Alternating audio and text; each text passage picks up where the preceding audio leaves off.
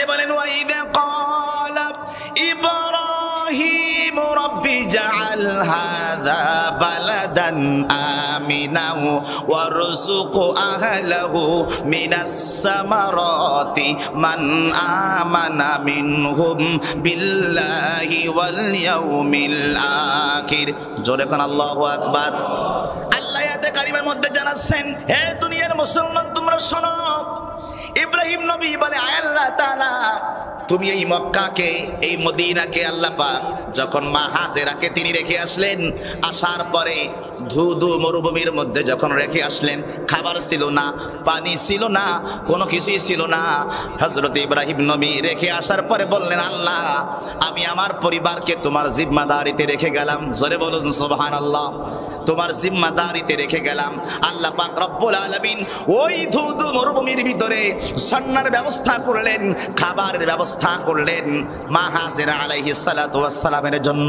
ইসলাম কেমনে চলে যাবে? হযরতে আলীর হাদিস আছে, হযরতে আলী বলেন শেষ জামানায় এমন একটি সময় আসবে যেই সময়ে মানুষ কি করবে, মানুষ আল্লাহ পাক রব্বুল আলামিন এই কোরআনুল কারীম উঠাই নেবেন না। খেয়াল করেন, এই কোরআনুল কারীম আল্লাহ পাক উঠাই নেবেন না, হাদিস উঠাই নেবেন না। তাহলে কি উঠাই নেবেন? এই হাদিস যারা বলে, হাদিস যারা শেখায়, কোরআন যারা বলে, কোরআন যারা শেখায়, আল্লাহ তাদেরকে উঠায় নেবেন। অর্থাৎ আলেমদেরকে আল্লাহ পাক রব্বুল আলামিন উঠাই নেবেন। আর সমাজে, রাষ্ট্রে যখন আলেম থাকবে না, তখন কোরআন শেখানোর মতন কোনো ব্যক্তি থাকবে না। যে ব্যক্তি হজ করে আসবে তার সর্বশেষ এবং সর্বশ্রেষ্ঠ পুরস্কার হলো লাইসা লাহুল জান্নাহ। জোরে বলুন সুবহানাল্লাহ। তার সর্বশেষ, আল্লাহ যদি তার হজ কবুল করে নেয়, আল্লাহর দরবারে যদি গ্রহণযোগ্য হয়ে যায় আপনার হজটা, আল্লাহ পাক রব্বুল আলামিন বললেন আল্লাহ পাক তাকে জান্নাতের মেহমান বানায়া দিবেন। আমি দেখিনি তোমায় চোখের তারায়, তবুও তোমায় ভালোবেসেছি। হৃদয়ের ক্যানভাসে তোমার ছবি ভাসে, তোমার প্রেমে যেন পড়েছি। আমি দেখিনি তোমায় চোখের তারায়, তবুও তোমায় ভালোবেসেছি। হৃদয়ের ক্যানভাসে তোমার ছবি ভাসে, তোমার প্রেমে যেন পড়েছি। ওহুদের ময়দানে রক্ত ঝরালে দিন কায়েমের জন্য, পাথর বুকেও ফোটালে ফুল, মনুষ্য জাতে ছিল শূন্য। শত জ্বালাতন সয়েছ তুমি, সেই কাহিনী শুনে কেঁদেছি। আমি দেখিনি তোমায় চোখের তারাই, তবুও তোমায় ভালোবেসেছি। দারে দারে ঘোরে খোদার বাণী, পৌঁছে দিয়েছো দিন রাত। চিল্ল না তোমায় তায়েববাসী, করলো যে শুধু আঘাত। তোমার পায়ের পদধূলি এই চোখে সুরমা দিয়েছি। আমি দেখিনি তোমায় চোখের তারাই, তবুও তোমায় ভালোবেসেছি। আলহামদুলিল্লাহ। সম্মানিত উপস্থিতি, সম্মানিত মুসল্লান ইকরাম, হাজিবুল হারামাইন, যুবক ভাইরা, মুরব্বিয়ান ইকরাম, আজ বরকতময় জুমার দিন আল্লাহ সুবহানাহু ওয়া তাআলা জাল্লা শানুহু ওয়া আম্মা নাওয়ালুহু আপনাকে আমাকে দয়া করে, মায়া করে, মেহেরবানি করে আল্লাহর মনোনীত ঘর বাইতুল্লাহর অংশ মসজিদ শরীফে আল্লাহ পাক রব্বুল আলামিন আমাদেরকে আগে ভাগে আসার তৌফিক ইনায়াত করেছেন। রব তাআলা আপনাকে আমাকে সুস্থ রেখে, নিরাপদে রেখে, মহান রব তাআলা আপনাকে আমাকে যে মহান রব্বুল আলামিনের সেজদায় অবনত মস্তকে আবদ্ধ করার জন্য যে মহান রব্বুল আলামিন আমাদেরকে মুসল্লি হিসাবে মসজিদে অল্প সময়ের জন্য কবুল করেছে। আমরা খুশি হয়ে বলছি আলহামদুলিল্লাহ। অগণিত দরুদ এবং সালাম পেশ করছি মানবতার মুক্তির কান্ডারি নবী রহমাতাল লিল আলামিন সরকারে দো আলম তাজদারে মদিনা হুজুর সৈয়দনা মুহাম্মদুর রাসূলুল্লাহ সাল্লাল্লাহু তাআলা আলাইহি ওয়াসাল্লামের রওজা মুবারকে আল্লাহ পাক রব্বুল আলামিন যেন আমাদের সালামটুকু দয়ার নবীজির রওজা মুবারকে সবুজ গম্বুজের নিচে উম্মতের দরদি নবীজির রওজা মুবারকে পৌঁছে দিক, বলেন আমিন। সম্মানিত উপস্থিতি, আমরা আজকে যে বিষয়টি নিয়ে সংক্ষিপ্ত সময়ে কিছু গুরুত্বপূর্ণ আলোচনা করব, সে বিষয়টি হলো মাহে রমজানুল মুবারক পার হওয়ার পরে শাওয়াল মাস। এই শাওয়াল, জিলকদ এবং জিলহজ, রাসূল করিম সাল্লাল্লাহু তাআলা আলাইহি ওয়াসাল্লাম হাদিসে পাকের ভিতরে সাহাবায়ে কেরাম 3 মাসকে যুদ্ধকে হারাম করেছিলেন। তার ভিতরে একটি ছিল শাওয়াল, একটি ছিল জিলকদ আর একটি ছিল জিলহজ। এই 3 মাসকে যুদ্ধকে হারাম করেছিলেন এই জন্য, কারণ এই 3 মাসকে বলা হয় হজের মাস। সুবহানাল্লাহ। হজের মাস বলা হয় শাওয়াল, জিলকদ, জিলহজ। আল্লাহ পাক রব্বুল আলামিনের প্যারা হাবিব সাল্লাল্লাহু আলাইহি ওয়াসাল্লাম এটি পবিত্র এবং বরকতময় মাস হিসেবে উল্লেখ করেছেন। তো আমরা যেহেতু সামনে হজের একটা মৌসুম আসতেছে, তো এ সম্পর্কে আমাদের কিছু জানা প্রয়োজন, যেটি আমাদের মুসলিম মিল্লাতের জন্য একটি গুরুত্বপূর্ণ মেসেজ বহন করে এবং মুসলমানদের একটি মহা মিলন মেলা এবং মুসলমানদের একটা ঐতিহ্যের ধারক এবং বাহক। হজ মুসলমানদের ঐক্যের একটা সেতু বন্ধন তৈরি করে এবং হজের মাধ্যমে গোটা বিশ্বের মুসলিম উম্মাহকে একটি আহ্বানে সাড়া দেয়। সেটি হলো এই যে গোটা বিশ্বের মুসলমান যখন বাইতুল্লাহ তাওয়াফ করে আর যখন বলে লাব্বাইক আল্লাহুম্মা লাব্বাইক ইন্নাল হামদা ওয়ান নি'মাতা লাকা ওয়াল মুলক লা শারীকা লাকা লাব্বাইক, এই স্লোগানটি যখন দেয়, তখন এখানে ধর্ম বর্ণ নির্বিশেষে, এক কথায় যে দল করুক সেটাই বড় বিষয় নয়, যে পথ এবং মতের হোক, সে যদি মুসলমান হয়, সে যদি এক কালেমার ভাই হয়, তাহলে এক কালেমার ভাই হিসাবে প্রত্যেকের জবানে একটি বাক্য থাকে, সেটি হচ্ছে লাব্বাইক আল্লাহুম্মা লাব্বাইক। এর অর্থ হলো, হে আল্লাহ, আমি আপনার দরবারে হাজির, আমি আপনার দরবারে উপস্থিত। সেই হজ আমাদের সামনে আসতেছে। তো হজ তার গুরুত্ব এবং ফজিলত এবং হজ অনাদায়কারীর শাস্তি কি, এটি আমাদের জানা অত্যন্ত জরুরি। এটি আমরা অনেকে হয়তো জানি, অনেকে হয়তো জানি না, অনেকে হয়তো বুঝি, অনেকে হয়তো বুঝেও আমরা এটাকে এড়িয়ে যাই। কুরআনুল কারীমে আল্লাহ পাক রব্বুল আলামিন বলেছেন যে নাসরুম মিনাল্লাহি ওয়া ফাতহুন করিব ওয়া বাশশিরিল মুমিনিন। আল্লাহ পাক রব্বুল আলামিন কুরআনুল কারীমের মধ্যে জানাচ্ছেন বান্দার ইবাদতকে আল্লাহ পাক সবথেকে বেশি পছন্দ করেন কোন সময়ের ইবাদত? ছোট বয়সের ইবাদত, যৌবন বয়সের ইবাদত, না একেবারে বৃদ্ধ বয়সের ইবাদত? কোন বয়সের ইবাদতটা আল্লাহর দরবারে বেশি গ্রহণযোগ্য? যৌবন বয়সের। কোন বয়সে? যৌবন বয়সে। এই ইবাদতের ক্ষেত্রে, প্রতিটা ইবাদতের ক্ষেত্রে যৌবন বয়সের ইবাদত আল্লাহর দরবারে গ্রহণযোগ্য বেশি। তো হজ এমন একটি ইবাদত যেটি যৌবন বয়সে করলে ফায়দা হয় বেশি। কেন? কারণ হজের যে কাজগুলি আছে এগুলো কি কঠিন না সহজ? কঠিন। আরাফার ময়দানে অবস্থান করা, সাফা এবং মারওয়ার পাহাড়ে মাঝে সাই করা, তারপরে গারে হেরা যে সুরে পর্বতে মানুষ ওখানে দেখতে যায়, নামাজ পড়তে যায়, বরকত নিতে যায়, এই বিশাল পাহাড় 1 ঘন্টা 55 মিনিট, অনেক সময় অনেকে 1.5 ঘন্টাও লেগে যায় এই পাহাড়ে উঠতে। এই বিশাল বড় পাহাড় ওঠার পরে মা খাদিজাতুল কুবরা রাদিয়াল্লাহু তাআলা আনহা অনেক কষ্ট করে, যে সময় গারে সুরে আমাদের নবীজি ইবাদতে মগ্ন থাকতেন, ধ্যানে মগ্ন থাকতেন, সেই সময় মা খাদিজাতুল কুবরা রাসূল পাকের জন্য খাবার নিয়ে যেতেন। সুবহানাল্লাহ।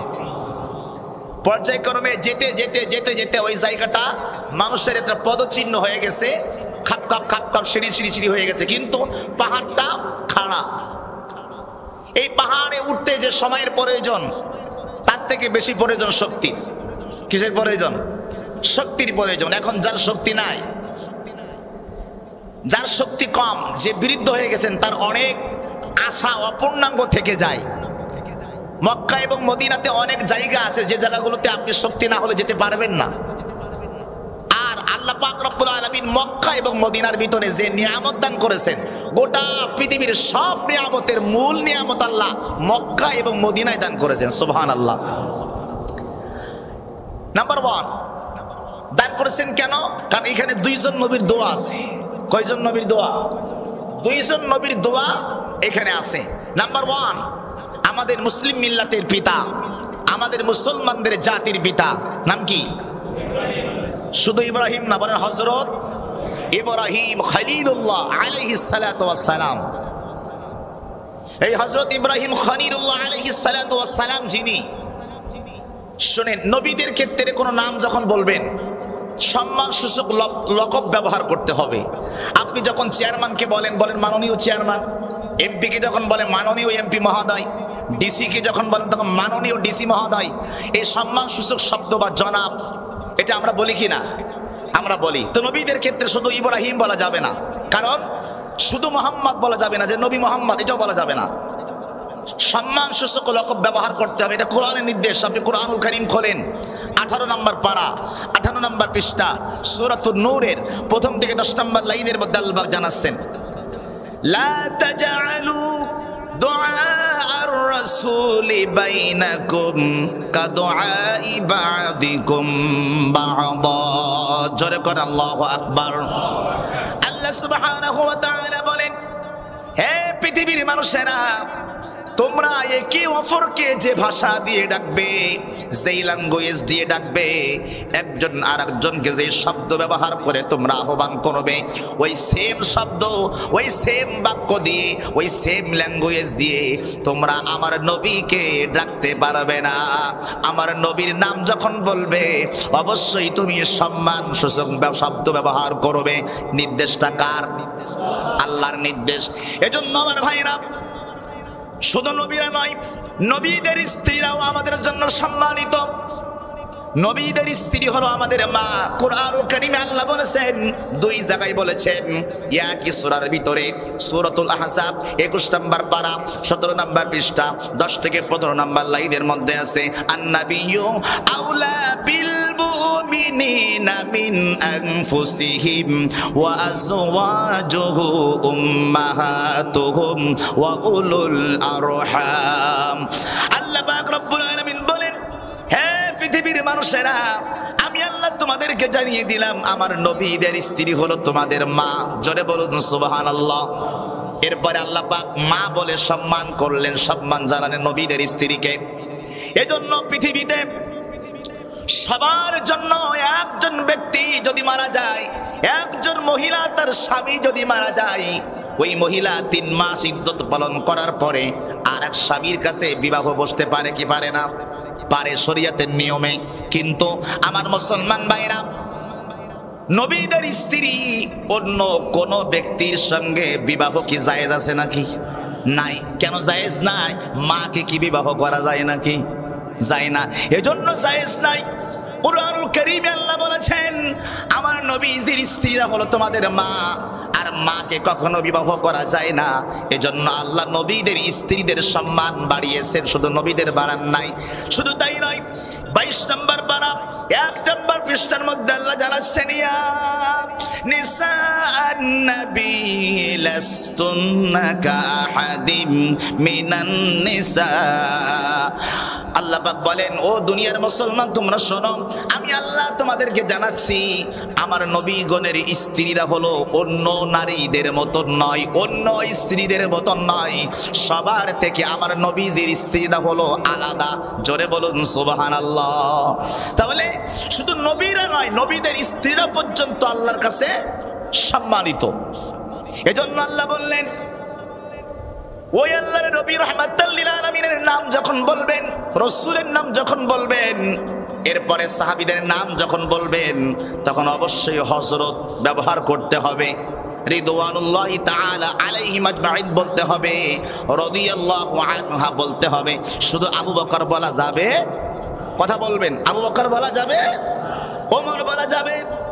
উসমান বলা যাবে না, শেষে বলতে হবে রাদিয়াল্লাহু তাআলা আনহু। এটা শিখাইছেন কে? আল্লাহ। কোথায় শিখালেন? কোরআনুল কারীমের মধ্যে খোঁজেন। আল্লাহ পাক রব্বুল আলামিন 30 নম্বর পারা 21 নম্বর পৃষ্ঠার মধ্যে আমার আল্লাহ পাক রব্বুল আলামিন জানাচ্ছেন সূরা বাইনার মধ্যে রাদিয়াল্লাহু আনহুম ওয়া রাদু আনহু। আমি আমার নবীজির সাহাবীদের সম্মান এত বাড়িয়েছি, এর অর্থ হলো এই রাদিয়াল্লাহু আনহুম ওয়া রাদু আনহু, আমি আল্লাহ তাদের উপরে সন্তুষ্ট, তারাও আমি আল্লাহর উপরে সন্তুষ্ট। জোরে বলুন না সুবহানাল্লাহ। তাহলে সাহাবীদের ক্ষেত্রে, নবীদের ক্ষেত্রে সম্মান সূচক লকব ব্যবহার করতে হবে। শুধু নবী ইব্রাহিম নয়, হযরত ইব্রাহিম খলিলুল্লাহ আলাইহিস সালাতু ওয়াস সালাম বা আলাইহিস সালাম আপনি বলবেন। সাহাবাদের নাম যখন বলবেন, হযরত সিদ্দিক আকবর রাদিয়াল্লাহু আনহু। আমার ভাইরা, আর মহিলা সাহাবী যদি হয় রাদিয়াল্লাহু তাআলা আনহা, ভালো করে বুঝবে, রাদিয়াল্লাহু তাআলা আনহা। যদি পুরুষ সাহাবী হয় কি বলবে? রাদিয়াল্লাহু আনহু, রাদিয়াল্লাহু আনহু। আর দুজনের নাম যদি একসঙ্গে বলেন তখন বলবে রাদিয়াল্লাহু তাআলা আনহুম, রাদিয়াল্লাহু তাআলা আনহুম, এটা বলতে হবে। এজন্য আপনাকে আমাকে এই সম্মানসূচক শব্দগুলো আমাকে জেনে রাখতে হবে, যেহেতু আমরা মুসলমান। কারণ বিন্দু মাত্র যদি বেয়াদবি হয়ে যায় তাহলে আল্লাহ পাক অখুশি হবেন। কারণ আল্লাহ পাক রব্বুল আলামিন নিজেই সাহাবীদেরকে বলেছেন আমি তাদের উপরে খুশি, তারাও আমি আল্লাহর উপরে রাজি এবং খুশি। জোরে বলুন সুবহানাল্লাহ। তো যে কথা বলতেছিলাম, আল্লাহর নবী রাহমাতাল লিল আলামিন হযরতে ইব্রাহিম খলিলুল্লাহ আলাইহিস সালাতু ওয়াস সালাম, তিনি ছিলেন আমাদের মুসলমান মিল্লাতের জাতির পিতা। তিনি দোয়া করেছেন মক্কা এবং মদিনার জন্য। এখানেই কিন্তু আলোচনাটা ছিল এখানেই। ইব্রাহিম নবী আলাইহিস সালাতু ওয়াস সালাম কুরআনুল কারীমের মধ্যে দোয়া করেছেন। এটা আপনারা পাবেন কোন জায়গায়? 1 নম্বর পারা 18 নম্বর পৃষ্ঠা। এরপরে আর পাবেন কোন জায়গায়? 13 নম্বর পারা 18 নম্বর পৃষ্ঠা এবং 19 নম্বর পৃষ্ঠার মধ্যে আয়াতটা আছে।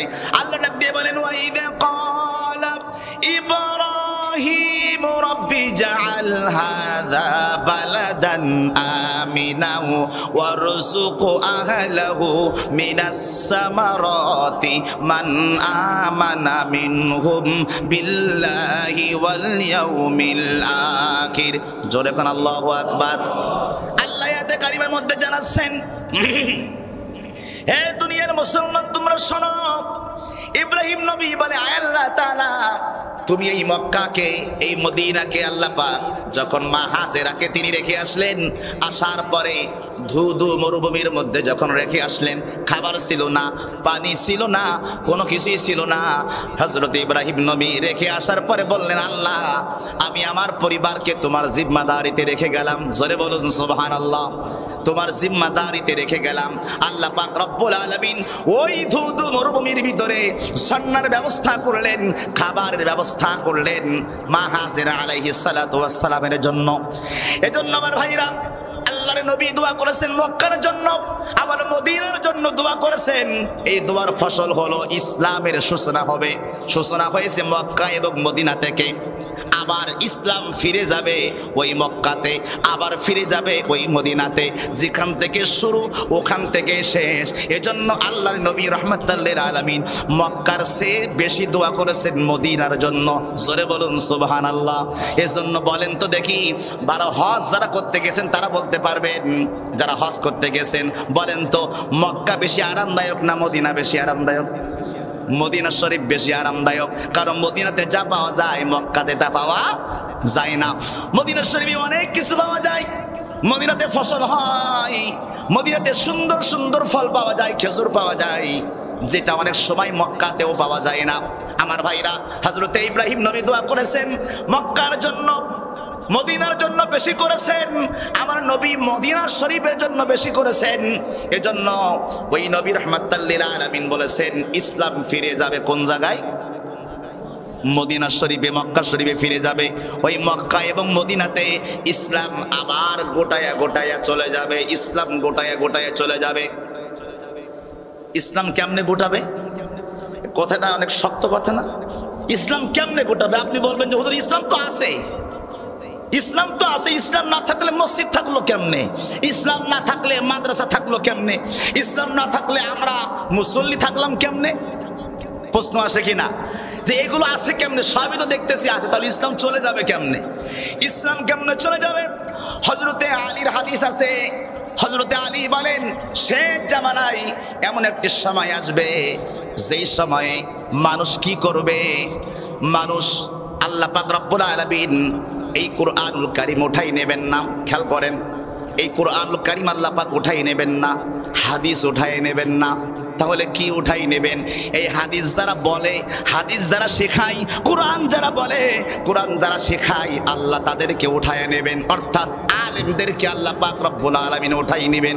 আর সমাজে রাষ্ট্রে যখন আলেম থাকবে না, তখন কোরআন শেখানোর মতন কোনো ব্যক্তি থাকবে না। আলেম যখন থাকবে না, হাদিস শিখানোর মতন কেউ থাকবে না। আলেম যখন থাকবে না, হক কথা বলার কেউ থাকবে না। আলেম যখন থাকবে না, সত্য পথে চলেন এই কথা কেউ বলবে না। তখন ওই সমাজে যারা মূর্খ তারা হবে সমাজের নেতা। রাসূল হযরতে আলীর হাদিস, হযরতে আলী বলেন ও দুনিয়ার মুসলমান তোমরা শোনো, আল্লাহ পাক এলেমকে উঠাই নেবেন না, নেবেন আলেমকে। আলেম যখন উঠে যাবে তখন সমাজের নেতা হবে যারা মূর্খ। যারা কি? সেই হাদিস থেকে বলছি, সমাজের নেতা হবে মূর্খ। আর ওই মূর্খ নেতা সবার সামনে ফতোয়া দেবে, আর মানুষ সেইটা গ্রহণ করবে। করার পরে সেই নেতাও গুমরাহী হবে, যারা শুনবে মানবে বুঝবে তারাও গুমরাহী হবে। আল্লাহ পাক এইভাবে আস্তে আস্তে করে আলেমকে উঠাই নেবার মাধ্যমে ইসলামকে আল্লাহ পাক রব্বুল আলামিন আস্তে আস্তে করে গোটাই নেবেন, গোটাই নেবেন, গোটাই নেবেন। এজন্য আমার মুসলিম کرام, ইসলামকে গোটাই নেওয়ার আগে আপনাকে ইসলামকে মেনে চলতে হবে।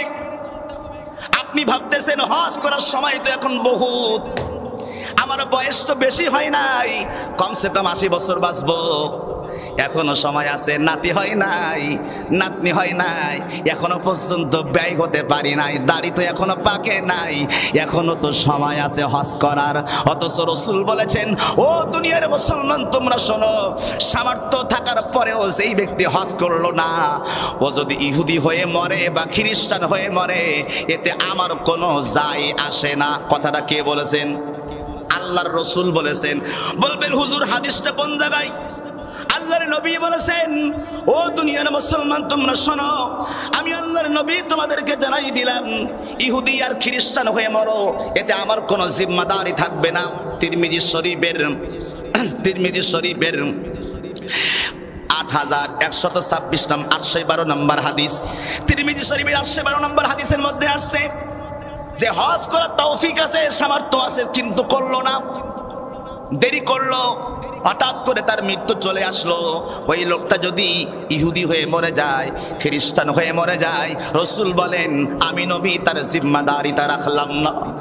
কথাটা কি ছোটখাটো কথা নাকি? ছোটখাটো কথা না।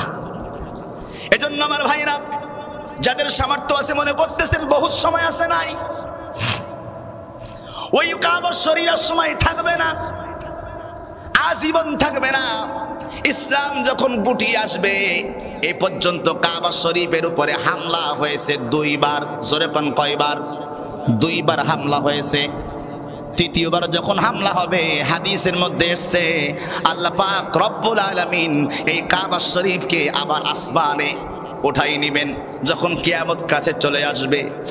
আল্লাহর নবী বলেছেন এই জন্য যাদের সামর্থ্য আছে, যাদের টাকা রয়েছে, সম্পদ রয়েছে, সময় রয়েছে, এখনো সময় আছে, যাও নবীজি রওজা মুবারক জিয়ারত করে আসো, কাবা শরীফটা জিয়ারত করে আসো। কারণ এমন সময় আসবে টাকা থাকবে, কাবা থাকবে না, টাকা থাকবে, যাবার সুযোগ থাকবে না। যদি একটা প্রমাণ দেই খুব সহজ করে বুঝবেন। এখন আপনারা চাইলে সবাই নামাজে আসতে পারেন, পারেন না? পারেন। এখন চাইলে মসজিদে আসতে পারেন, চাইলেই মসজিদে বসে বসে ইবাদতের সময় কাটাতে পারেন। যখন করোনা ছিল তখন কি মসজিদে আসতে পারতেন ইচ্ছা খুশি মতন? কতক্ষণ না কে পারতেন? কেন কেন পারতেন না? আল্লাহ পাক এটাই বুঝাইছেন। করোনা যখন এসেছিল তখন মানুষের জন্য বাধ্যবাধকতা করে দেওয়া হয়েছিল, মুসাফা করতে পারবেন না। কথা বল না কেন? মুসাফা করতে পারবেন না, মসজিদে নামাজে যেতে পারবেন না, অনেক মানুষের সমাগম যেখানে হবে সেখানে যেতে পারবেন না। যেহেতু মসজিদে একসঙ্গে মানুষ নামাজ পড়ে, এই জন্য মসজিদ থেকে বলতো বাড়িতে নামাজ পড়েন।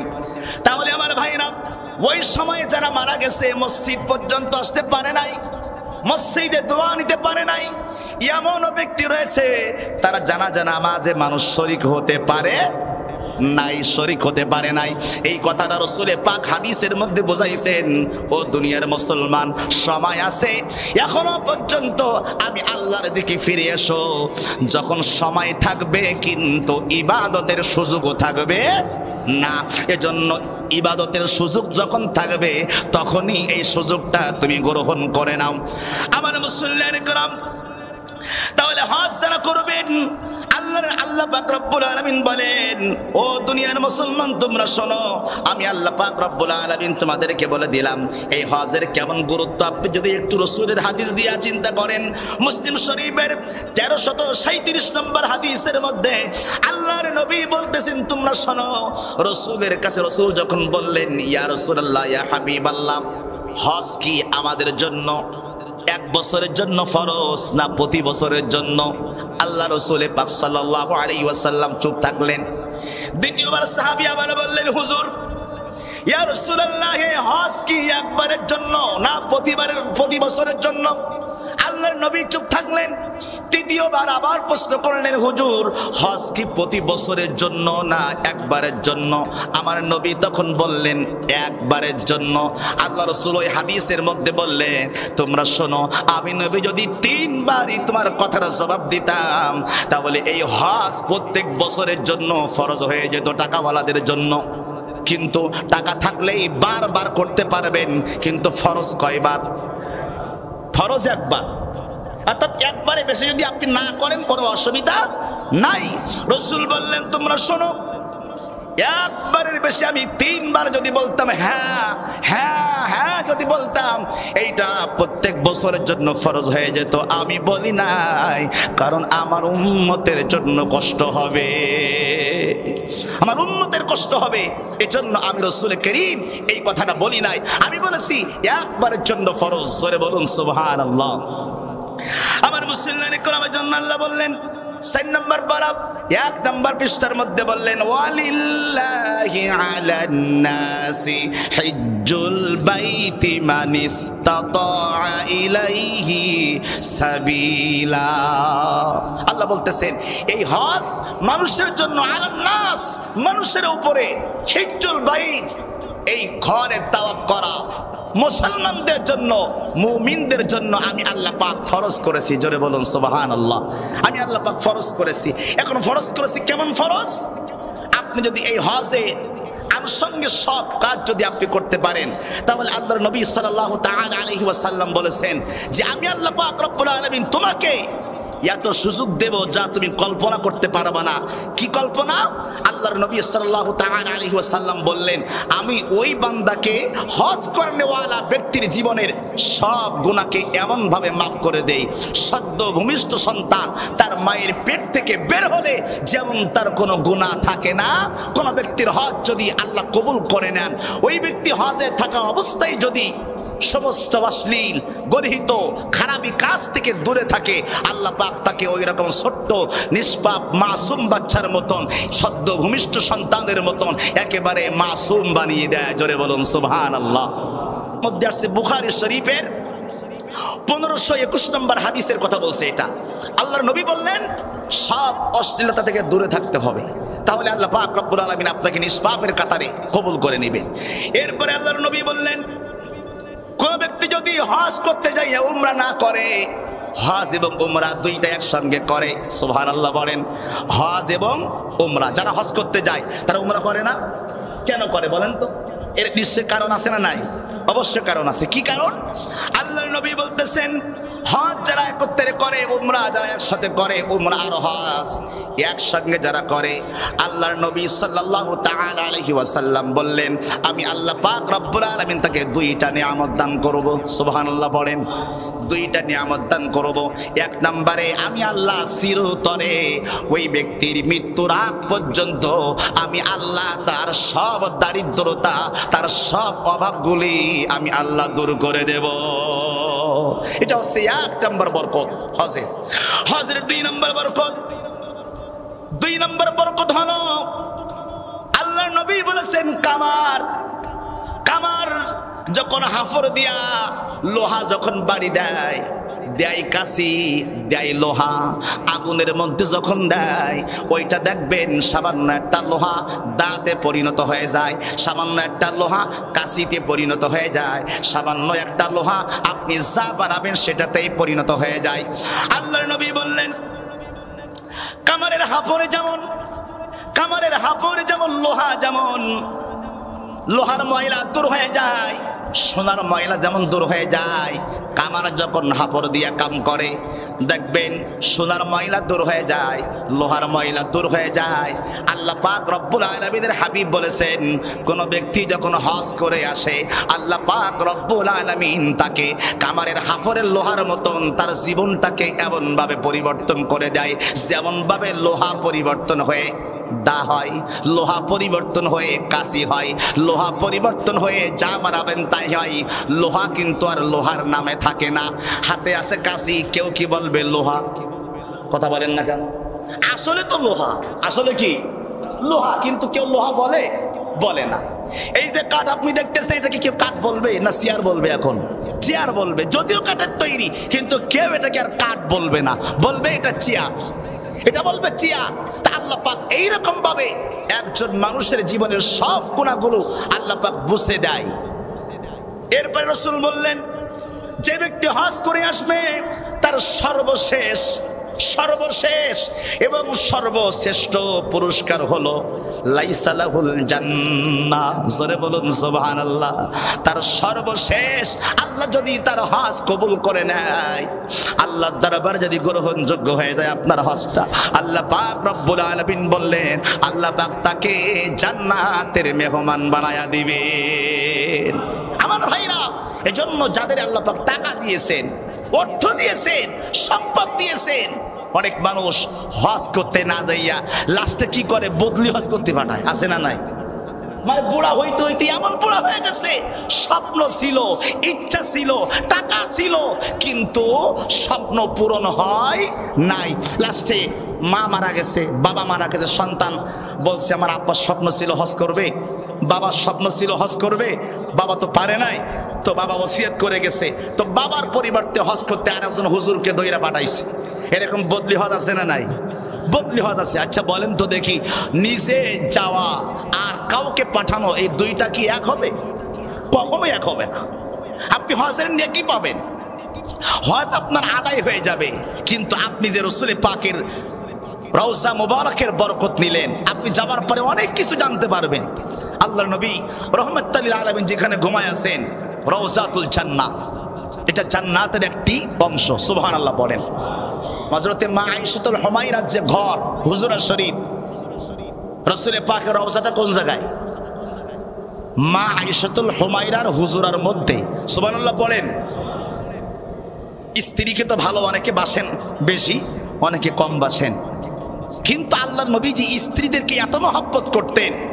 রাসূল করিম সাল্লাল্লাহু আলাইহি ওয়াসাল্লাম যখন আমার নবীজি মা আয়েশাতুল হুমায়রার এই যে দাপনা উপরে মাথা দিয়ে ঘুমায় আছে, তো আল্লাহর নবীজি মা আয়েশাতুল হুমায়রা বলতেছেন হুজুর আপনি যদি ইন্তেকাল করেন আমি চাই না, কিন্তু আল্লাহর হুকুম এলে তো যেতে হবে, তো আপনি যখন চলে যাবেন আপনার কবরটা কোন জায়গায় হবে, রওজাটা কোন জায়গায় হবে? তো আল্লাহর নবী বললেন এর ফয়সালা তো আল্লাহ, এর ফয়সালা তো আল্লাহ, কিন্তু আয়েশা আমি চাই তোমার কাছে থাকতে। সুবহানাল্লাহ পড়েন। কয় কিভাবে? কয় তোমার এই যে হুজুরাত শরীফের মধ্যে তোমার আমি ঘুমাচ্ছি, এই হুজুরাতে যদি আমার রওজা হয় তোমার কি কোনো সমস্যা আছে?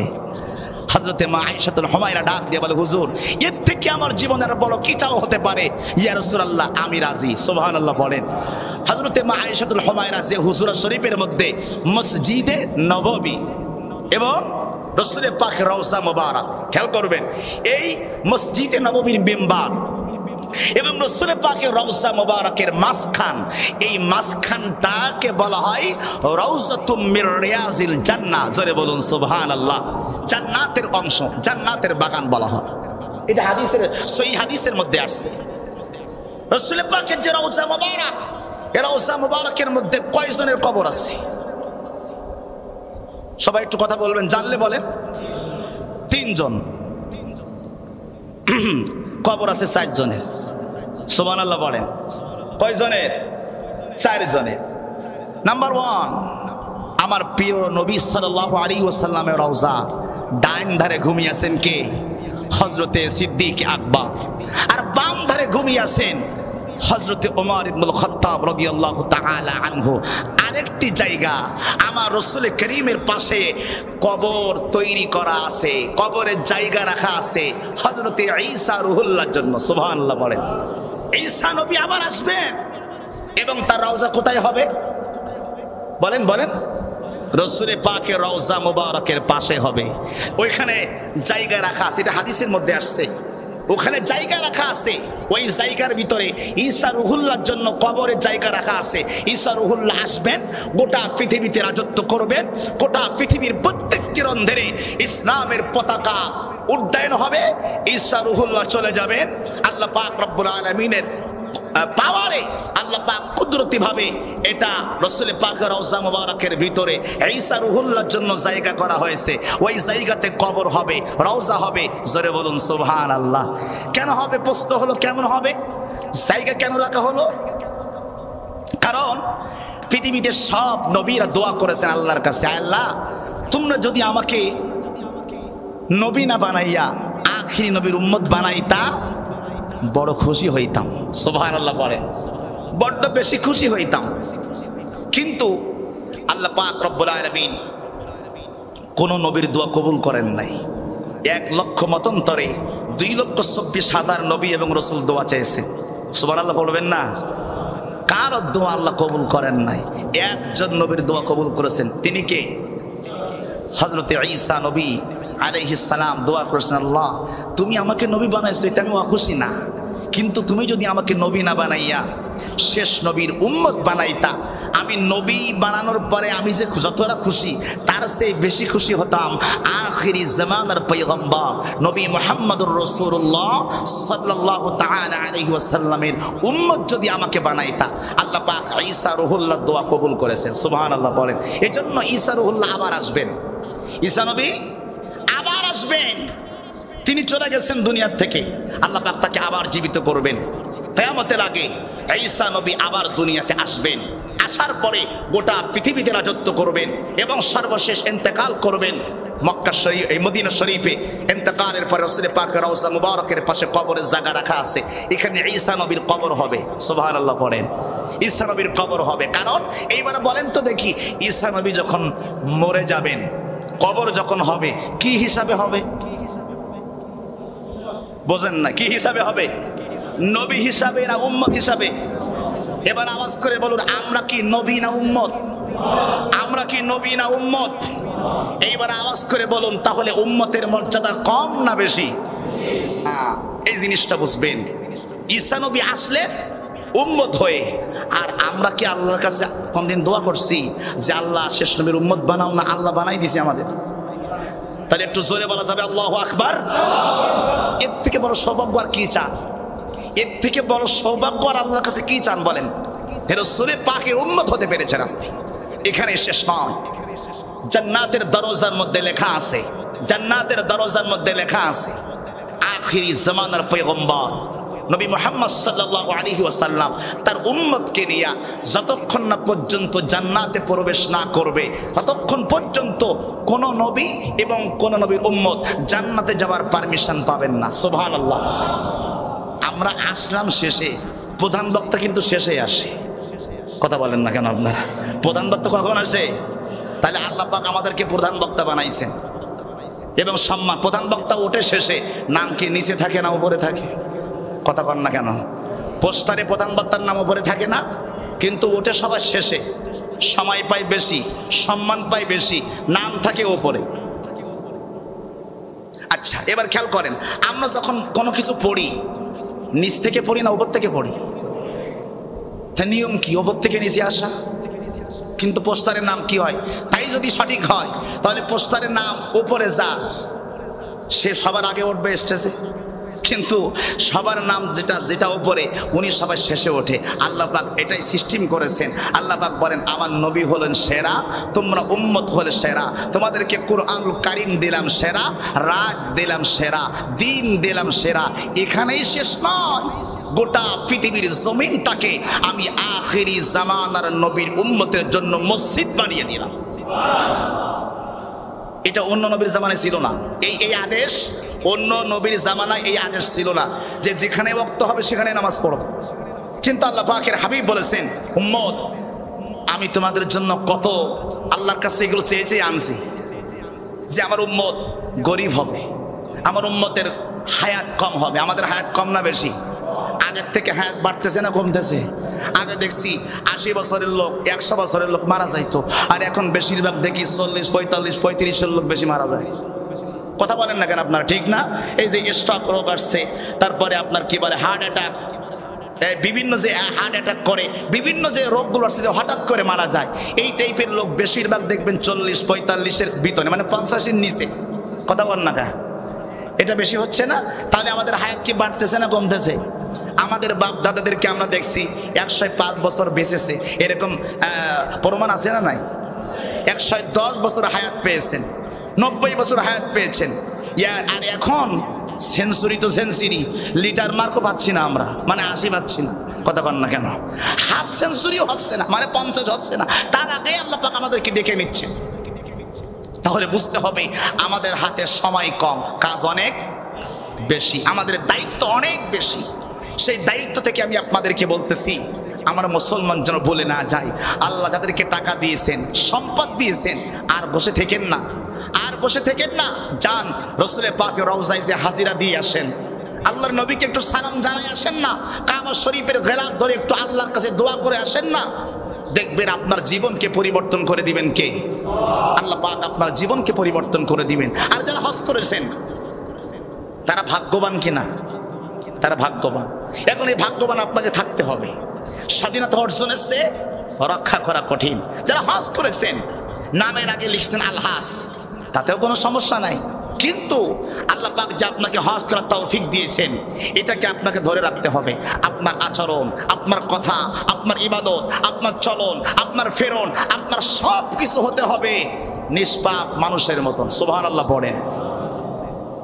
নিষ্পাপ, কারণ আল্লাহ তো আপনাকে নিষ্পাপ বানাইয়া পাঠাই দিয়েছেন।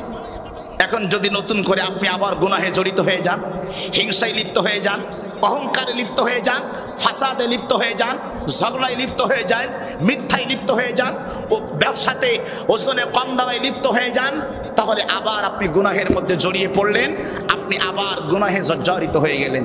এখান থেকে আপনাকে বেঁচে থাকতে হবে। সম্মানিত উপস্থিতি, তাহলে আজকে আমরা যে মেসেজটি পাইলাম সেটি হলো এই, যে আল্লাহ পাক যাদেরকে টাকা দিয়েছেন, সম্পদ দিয়েছেন, আমরা হজ করব দ্রুত না দেরিতে?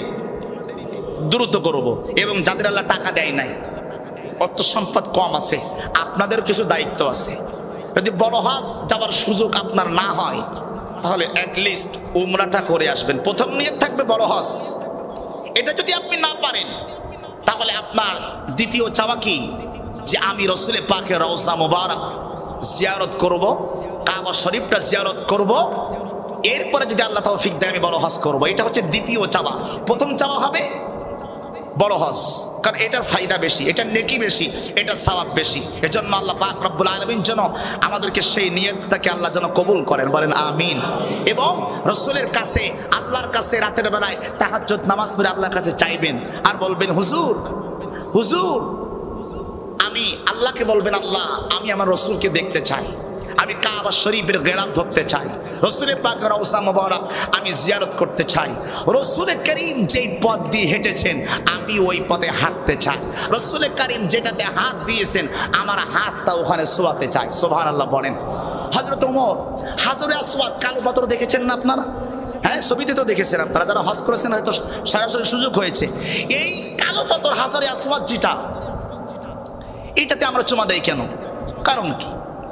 কোনো কারণ নেই, একটাই কারণ, হযরত ওমর যখন এই কালো পাথরে চুমা দিয়েছেন তখন পাথরকে ডেকে বলেছেন, পাথর তুমি শোনো, আমি তোমাকে চুমা দিতাম না, তুমি তো একটা পাথর, এরকম পাথর তো বহুত আছে, তাদেরকে তো কেউ চুমা দেয় না, আছে না নাই? পাথর আছে না নাই? কিন্তু তোমাকে চুমা দেয় কেন? তুমি জানো এ পাথর, স্মরণ রাখো তুমি পাথর এইখানে চুমা দিয়েছে আমার নবী। সুবহানাল্লাহ বলেন। এজন্য আমি তোমাকে চুমা দিলাম, আমি তোমাকে সেলিউট জানালাম, সম্মান জানালাম। এজন্য হযরত ওমর ওই পাথরকে চুমা দেন, হাজরে আসওয়াদে চুমা দিলেন। গোটা পৃথিবীর মুসলমান যখন হজ করতে যায় ওই হাজরে আসওয়াদে তারা চুমা দেয়। জোরে বলুন সুবহানাল্লাহ।